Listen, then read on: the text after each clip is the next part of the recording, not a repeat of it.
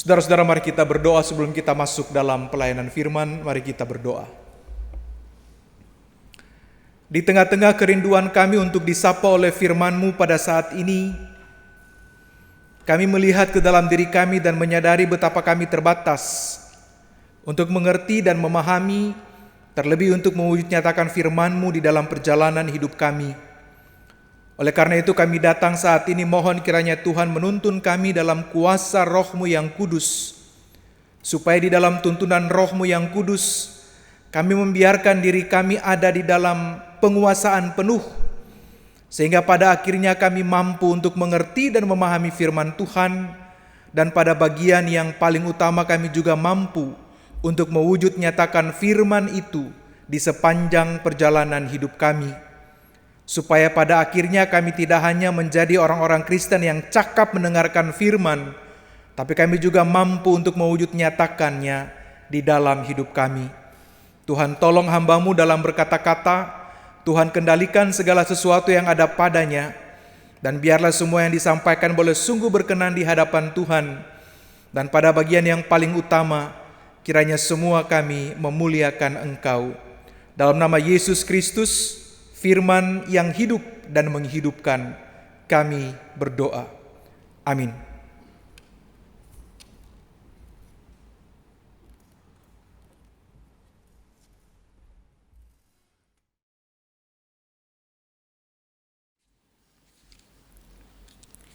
Bacaan pertama dari Ayub 19 ayat 23 sampai 27.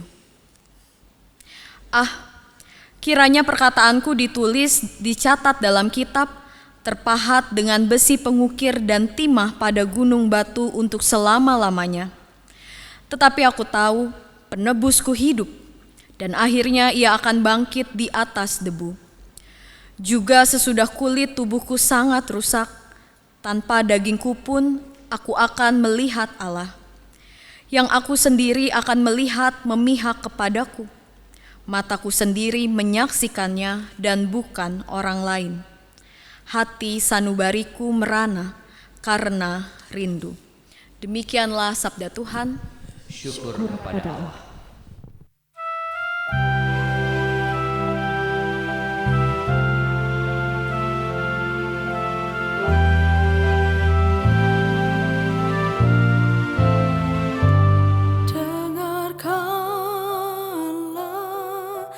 Tuhan, perkaraku yang benar, perhatikanlah seruanku serta doaku.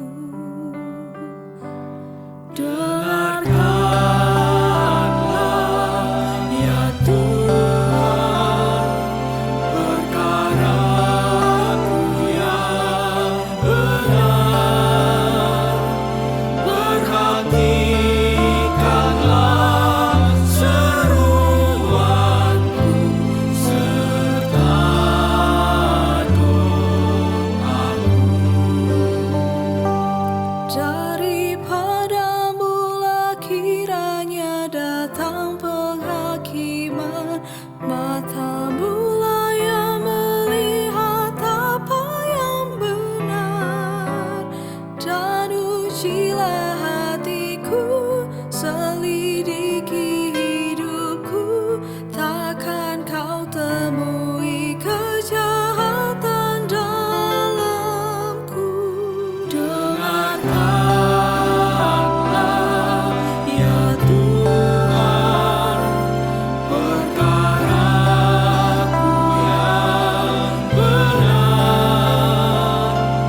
Perhatikan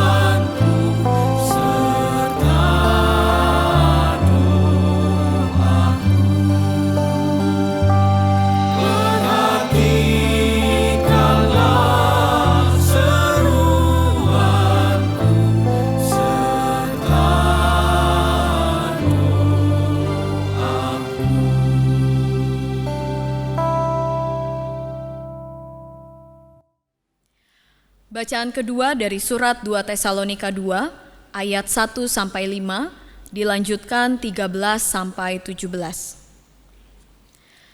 Tentang kedatangan Tuhan kita Yesus Kristus dan terhimpunnya kita dengan Dia, kami minta kepadamu saudara-saudara, supaya kamu jangan lekas bingung dan gelisah, baik oleh ilham roh maupun oleh pemberitaan atau surat yang dikatakan dari kami, seolah-olah hari Tuhan telah tiba.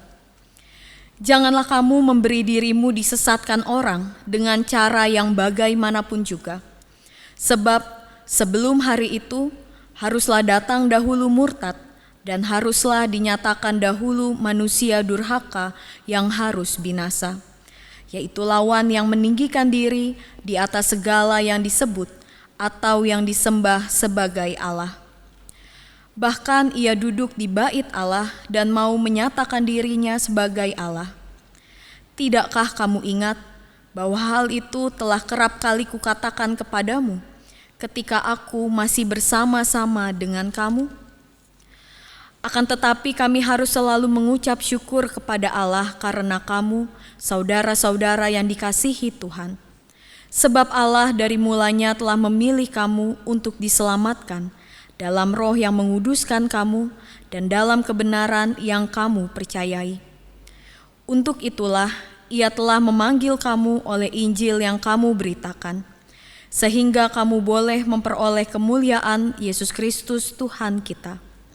Sebab itu, berdirilah teguh dan berpeganglah pada ajaran-ajaran yang kamu terima dari kami, baik secara lisan maupun secara tertulis. Dan Ia, Tuhan kita Yesus Kristus, dan Allah Bapa kita yang dalam kasih karunia-Nya telah mengasihi kita dan yang telah menganugerahkan penghiburan abadi dan pengharapan baik kepada kita. Kiranya menghibur dan menguatkan hatimu dalam pekerjaan dan perkataan yang baik. Demikianlah sabda Tuhan. Syukur kepada Allah. Injil Tuhan kita Yesus Kristus menurut Lukas pasal 20 ayat 27 sampai 38.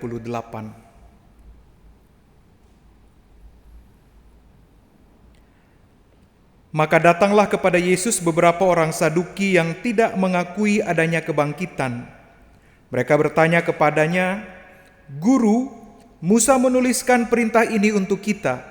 Jika seorang yang mempunyai saudara laki-laki mati sedang istrinya masih ada, tetapi ia tidak meninggalkan anak, saudaranya harus kawin dengan istrinya itu dan membangkitkan keturunan bagi saudaranya itu. Adalah 7 orang bersaudara. Yang pertama kawin dengan seorang perempuan, lalu mati dengan tidak meninggalkan anak. Lalu perempuan itu dikawini oleh yang kedua dan oleh yang ketiga, dan demikianlah berturut-turut oleh ke-7 saudara itu. Mereka semuanya mati dengan tidak meninggalkan anak. Akhirnya perempuan itu pun mati. Bagaimana sekarang dengan perempuan itu? Siapakah di antara orang-orang itu yang menjadi suaminya pada hari kebangkitan? Sebab ke-7-nya telah beristrikan dia." Jawab Yesus kepada mereka, orang-orang dunia ini kawin dan dikawinkan. Tetapi mereka yang dianggap layak untuk mendapat bagian dalam dunia yang lain itu dan dalam kebangkitan dari antara orang mati tidak kawin dan tidak dikawinkan. Sebab mereka tidak dapat mati lagi. Mereka sama seperti malaikat-malaikat dan mereka adalah anak-anak Allah karena mereka telah dibangkitkan. Tentang bangkitnya orang-orang mati, Musa telah memberitahukannya dalam nas tentang semak duri, di mana Tuhan disebut Allah Abraham, Allah Ishak dan Allah Yakub. Ia bukan Allah orang mati, melainkan Allah orang hidup, sebab di hadapan Dia semua orang hidup. Demikianlah Injil Tuhan kita Yesus Kristus. Berbahagialah mereka yang mendengarkan firman Allah dan memeliharanya. Haleluya.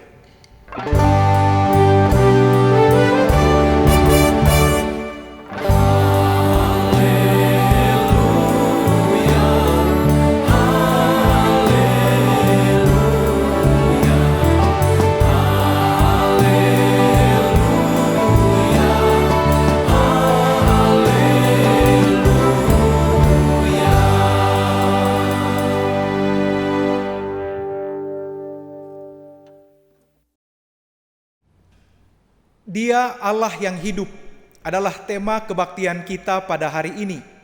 Dan tema ini Ibu Bapak dan saudara-saudara yang kemudian akan menolong kita di dalam bacaan-bacaan leksioneri pada hari ini untuk mengerti dan memahami bagaimana pada akhirnya kita mengalami Allah yang hidup itu di dalam hidup kita. Saudara-saudara yang dikasihi dan mengasihi Tuhan, paling tidak ada dua macam manusia dalam perjalanan hidup beriman. Ada mereka yang untuk beriman kepada Allah butuh pemahaman-pemahaman atau pengetahuan-pengetahuan.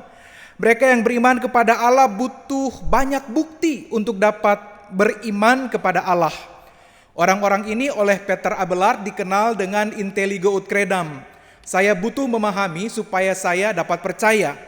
Biasanya Bapak Ibu dan saudara-saudara, orang dalam kategori ini adalah mereka yang mengajukan banyak sekali pertanyaan, atau mereka punya basis pemahaman tertentu, lalu mereka menguji segala sesuatu dan mereka membutuhkan bukti dalam segala sesuatu. Tapi kemudian ada tipikal orang yang kedua dalam hidup beriman, adalah orang yang tidak membutuhkan bukti untuk percaya. Bagi mereka yang penting saya percaya kepada Allah, dan setelah itu saya akan mengalami dan merasakan karya-karya Allah dalam hidup. Orang-orang ini menurut Agustinus masuk dalam kategori credo ut intelligam.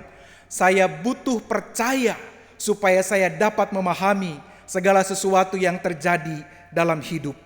Bapak Ibu dan saudara-saudara yang dikasihi dan mengasihi Tuhan, kategori yang pertama dapat kita juga lihat dalam orang-orang atau kelompok dalam bacaan Lukas pasal 20 ayat 27 sampai 38. Kategori orang-orang Saduki yang karena mereka tidak percaya kebangkitan, karena mereka hanya berpatokan pada 5 kitab Taurat yang pertama, dan karena mereka juga masuk dalam golongan orang-orang yang cerdas, mereka masuk dalam golongan orang yang dekat dengan kekuasaan pada waktu itu, maka mereka mencoba untuk membuktikan cara pikir mereka terhadap Yesus. Karena orang-orang Yahudi pada umumnya dan juga kita semua percaya bahwa ada kehidupan setelah kematian, bahwa ada kebangkitan orang-orang mati dalam terang pengharapan iman Kristen. Oleh karena itu saudara, mereka menggunakan paham perkawinan Levirat yang terkenal pada waktu itu sebagai sebuah kisah sanggahan kepada Yesus. Tentang bagaimana seorang perempuan ketika dia menikah dan kemudian suaminya meninggal tanpa memberikannya keturunan, dan itu berlangsung seterusnya. Ketika dalam tradisi perkawinan Levirat, ketika seorang meninggal tanpa memberikan keturunan, maka si perempuan harus kemudian dinikahkan dengan saudara laki-laki dari si almarhum. Dan begitulah terjadi seterusnya sampai pada perkawinan yang ketujuh. Maka pertanyaannya yang kita temukan dalam teks kita adalah, kalau begitu siapa yang akan menjadi suaminya kelak setelah dalam peristiwa kebangkitan? Bapak Ibu dan saudara-saudara yang dikasihi dan mengasihi Tuhan, Yesus menjawab pertanyaan ini dengan menaruh dasar teologis yang kuat tentang kebangkitan orang mati. Maka dia katakan di dalam teks kita tadi bahwa sebab mereka di dalam ayat yang ke-35, tetapi mereka yang dianggap layak untuk mendapat bagian dalam dunia yang lain itu dan dalam kebangkitan dari antara orang mati tidak kawin dan tidak dikawinkan. Sebab mereka tidak dapat mati lagi. Mereka sama seperti malaikat-malaikat dan mereka adalah anak-anak Allah karena mereka telah dibangkitkan. Dan pada petikan yang terakhir Yesus mengatakan ia bukan Allah orang mati, melainkan Allah orang hidup. Sebab di hadapan dia semua orang hidup. Jadi Yesus sedang menegaskan Ibu Bapak dan saudara-saudara bahwa kehidupan setelah kematian itu menjadi bagian dari sebuah pengajaran yang penting. Bukan supaya orang hanya bisa teratur dalam menjalani hidup di dunia kini dan di sini, tapi juga supaya orang menghadapi kematian dengan sebuah kepastian iman. Supaya orang menghadapi kematian itu dengan sebuah pengharapan yang tepat. Supaya orang menghadapi kematian itu bukan dengan ketakutan dan kekhawatiran, tapi dalam sebuah kepastian bahwa mereka yang meninggal di dalam Tuhan, mereka pergi di dalam kepastian bersama-sama dengan Bapa surgawi. Nah karena itu Bapak Ibu dan saudara-saudara, pemahaman seperti ini pada akhirnya menolong kita untuk terus menyadari, merasakan bahwa kita beriman kepada Allah yang sungguh hidup. Bahwa saudara dan saya di tengah-tengah setiap tantangan dan pergumulan dan kesukaran hidup kita, kita ditopang oleh Allah yang hidup, bukan Allah yang mati. Itulah mengapa Ayub pasal 19 yang tadi kita baca, di tengah-tengah seluruh tantangan, keprihatinan dan pergumulan hidupnya, di tengah-tengah cobaan yang begitu besar yang dia hadapi, pada akhirnya dia mengakui, sesungguhnya Tuhanku hidup. Bapak, Ibu, dan Saudara, pengakuan ini lahir bukan dalam keadaan yang bahagia. Pengakuan ini lahir bukan dalam keadaan yang mapan. Pengakuan ini lahir bukan dalam situasi yang menyenangkan dan penuh kegembiraan, bukan. Pengakuan Ayub justru lahir dari tantangan dan pergumulan yang luar biasa. Pergumulan itu lahir di tengah-tengah persimpangan iman kepada Allah untuk percaya atau tidak percaya. Tapi seluruh pengalamannya dengan Tuhan pada akhirnya membuat dia mengaku, sesungguhnya Tuhanku hidup. Pengakuan kepada Allah yang hidup, yang lahir di tengah-tengah tantangan dan pergumulan serta perjuangan yang dihadapi oleh Ayub, menunjukkan sekaligus membuktikan kepada saudara dan saya bahwa dia mampu mengikrarkan pengakuan iman itu semata-mata karena dia sungguh-sungguh mengalami pengalaman bersama dengan Allah yang hidup itu. Karena Allah itu adalah Allah yang hidup, maka dia terus berkarya di tengah-tengah perjalanan hidup saudara dan saya.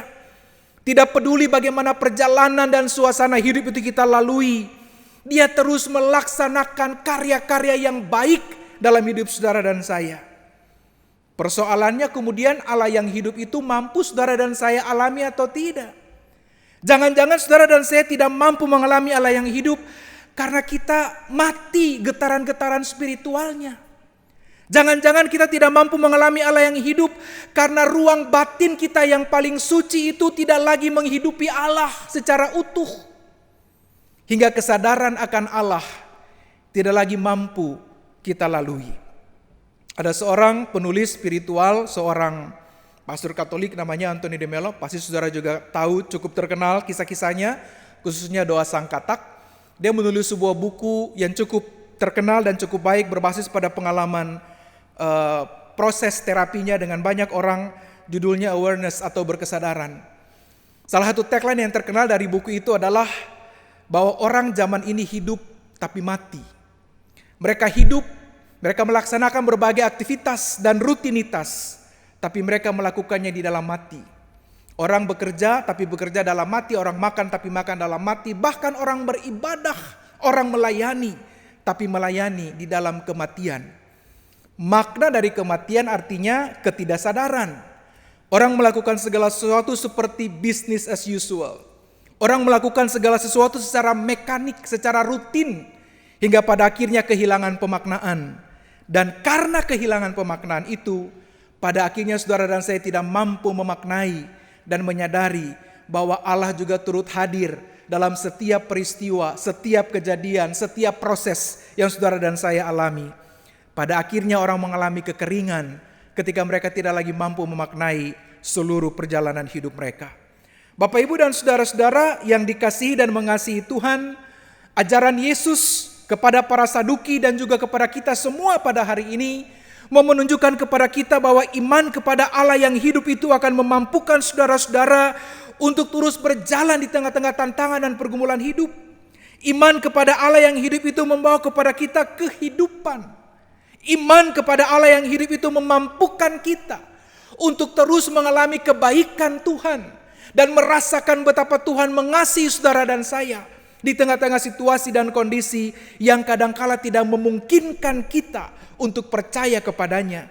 Beriman kepada Allah yang hidup itu pada akhirnya mampu membawa kepada kita ketenangan, kedamaian, bahkan kegembiraan untuk terus berimankan Kristus di tengah-tengah berbagai tantangan dan kesukaran hidup yang saudara dan saya hadapi. Beriman kepada Allah yang hidup, pada akhirnya kita semua selaku orang percaya tidak lagi perlu dikuasai oleh ketakutan akan kematian. Karena kita tahu persis bahwa di balik kematian orang-orang percaya ada kehidupan dalam kekekalan bersama-sama dengan Allah. Itu sebabnya ibu bapak dan saudara-saudara penulis kitab Tesalonika menjelaskan tentang kedatangan Kristus yang kedua kali. Yang di dalamnya juga kita menemukan gagasan tentang sebuah teologi kebangkitan. supaya orang-orang percaya terus ada dalam semangat iman dan pengharapan untuk menjalani kehidupan mereka pada masa kini dengan sebaik-baiknya, supaya mereka tidak terkecoh oleh pengajaran-pengajaran yang menyesatkan. Bapak Ibu, saudara-saudara yang dikasihi dan mengasihi Tuhan, kebangkitan menempatkan kita semua di tempat yang sangat istimewa. Dikatakan kepada kita bahwa karena kita tidak perlu khawatir tentang kehidupan kekal kita dapat berkonsentrasi untuk menjalani kehidupan yang kita miliki sekarang untuk kemuliaan Tuhan. Jika Tuhan kita adalah Tuhan yang hidup, maka Tuhan telah memanggil kita untuk hidup. Kita diciptakan untuk hidup, bukan untuk mati. Itu bukan sebuah penyangkalan terhadap keterbatasan fisik, tapi itu sebuah pengakuan iman sekaligus jaminan pengharapan bersama-sama dengan Allah. Sebagaimana ia katakan kepada Maria dan Marta dalam kematian Lazarus, barang siapa percaya kepadaku ia tetap hidup sekalipun ia sudah mati. Dan kata hidup yang digunakan adalah kata hidup yang melampaui hidup bios atau hidup fisik. Kata zoe adalah kata Yunani yang dipakai untuk menunjukkan hidup dalam kekekalan, kehidupan yang transendental, kehidupan spiritual bersama-sama dengan Allah, melampaui hidup fisik di dunia ini. Dan hidup semacam itu hanya dapat saudara dan saya temukan di dalam Tuhan. Saudara-saudara yang dikasihi dan mengasihi Tuhan, mulai hari ini semoga saudara dan saya tetap hidup dalam berimankan Allah yang hidup.